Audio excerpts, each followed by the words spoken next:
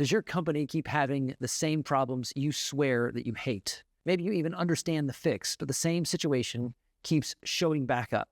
Well, if so, then this video is for you. I'm going to talk about the likely source of those persistent problems in a way that's more woo than like get a new dashboard, but more practical than align your inner chakras. More importantly, I'm going to show you how to work with the pattern underneath the problem so you're not just fixing the same issue every 6 months. If you don't know who I am, my name's Luke Murray. I'm a former physician, been an entrepreneur for about 20 years. I've done about $100 million in revenue during that time. And currently I have a portfolio of companies that does about $3 million a year. And I make these videos because I'd like to have ambition without the bullshit. And I'm guessing you might like to have it too.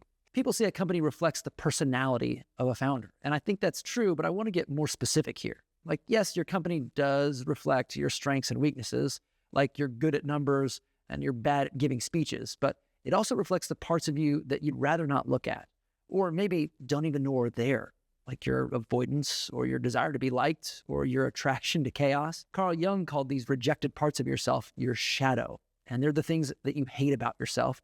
So you bury them into the unconscious and then project them onto other people or other external situations in your business. So guess what our boy Carl said about that?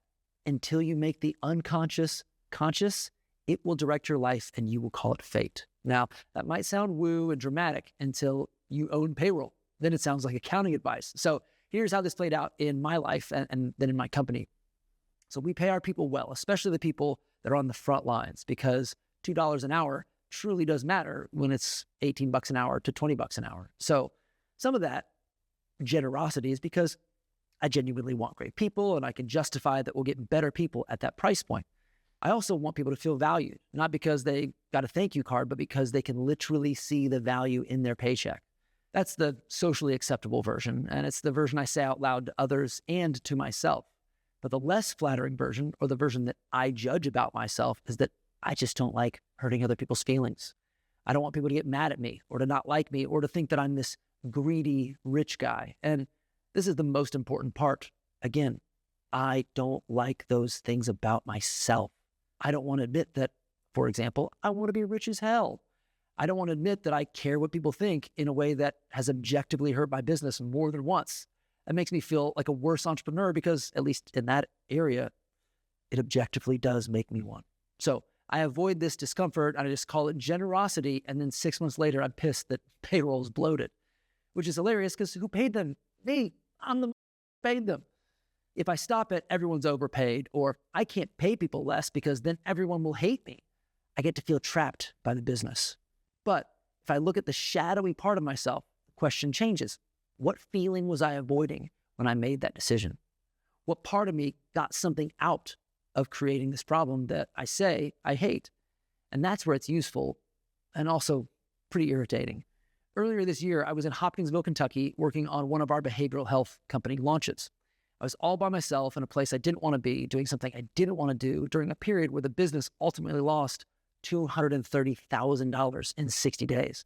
And I remember thinking, why the fuck am I always in these situations? I went to medical school, I've made millions of dollars. Like, I should not, 43 years old, I should not be sleeping on a nursing home bed. Around that time, I was talking to my business coach, Tim Noakesmith, and telling him I was trying to actually want to be in the situation that I was in, because I'd noticed this pattern in my life of not wanting to be in risky, stressful situations all by myself, while somehow repeatedly ending up there. Then he introduced me to the book, Existential Kink. And one of its core premises is super uncomfortable. Having is evidence of wanting. So if something is in your life, some part of you wants it. Maybe not all of you, but some unconscious part of your mind may be getting identity, intensity, or aliveness from the thing your conscious mind says sucks so much. So when I asked myself what part of me could possibly want the kind of risk and shitty situation I was in, I was reminded of stories that made me feel that exact same kind of energy. Elon Musk exiting PayPal with $125 million and then needing to borrow money for rent while building Tesla and SpaceX. There was that skier in a backcountry competition who sets off an avalanche, barrels down the mountain with death right behind him. He's approaching this cliff, and that son of a bitch just floats a backflip off this massive rock. I hear these stories and something in me goes, that's fucking awesome. And I feel this feeling, which is the same feeling of terror and excitement that I get when I'm in the middle of nowhere trying to make something work and being concerned that it might not. It actually might tank the whole business. So for some reason, I act shocked when I keep creating business situations where the plane is screaming, pull up. And I'm confused why I'm always living in this part of the movie when it's the favorite part of every movie that I watch. So is chaos only happening to me, or does some part of me love the aliveness, the feeling of being on the edge and smiling in the face of death? The answer is hell yeah, there's a part of me that loves that shit. And it's one of my favorite parts. But it also means another part of me has to stare death, loneliness, or embarrassment right in the face. And that part doesn't like that shit. So not all my parts are smiling. The goal is not to hate the part of me or tell that part of me to cut it out and stop going full send in every opportunity.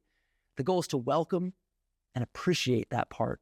And in doing so, integrate it into who I am instead of hating it and then hating the circumstances that its presence creates. And if you're asking, okay, well, what do I actually do differently? Well, here's the bad news. I can't give you a color by numbers answer for every circumstance. The right external action is extremely specific to whatever situation you're in, but I can give you an internal move. Sit with the emotion created by the situation you hate. Like, think of that situation and how much you hate it, and then pay attention to how it makes you feel. Feel it in your body, like the chest pressure, the shoulder tension, the heat in your face, the heaviness in your stomach. Then ask, what part of me really appreciates and loves this sensation? What does it want? Can I just be thankful that that part of me exists? And then when I did that with my payroll issue, for example, I felt pressure in my shoulders, heaviness in my stomach, and this general constriction around me.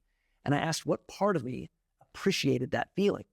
And it was the part that wants to just be like hugged by everyone. It made me feel safe, honestly. It's pretty hard for people to hate your guts when you're giving them more money than they could ever make anywhere else, especially inside a healthier work environment.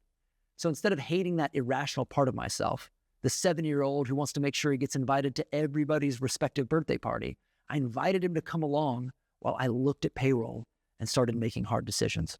Now, this doesn't mean that every business problem is your fault. Like, markets are real, bad hires are real, sometimes business is complicated. The point isn't, it's all my fault. The point is, what is the pattern showing me? So when a problem keeps showing up, don't just ask like, how do I fix this? Or this is going to be hard, but I got to do it. Ask, what does this problem give me in terms of emotion? Does the chaos give me this feeling of aliveness? Does this bottleneck let me feel important? Does the crisis protect me from a scarier question of who I would be if, in my case, things were calm and I didn't have to do that? This is why business is personal, not in like a fluffy way. Business is personal because your company will expose the parts of you that your ego has been trying to keep off the agenda. So next time your company has a problem, or with the problems your company currently has and probably has had for a long time, feel the sensation created by that problem. Ask what part of you actually loves feeling that way. Appreciate that part, then let it come along for the ride as you make decisions now from a more integrated, complete human being perspective. That's the shadow, not the bad part of you, just the hidden part. And once you can see it, you can stop letting it drive blind. So remember, we're all just making up stories. So make up the one that you like. What do you think of this? Let me know in the comments below.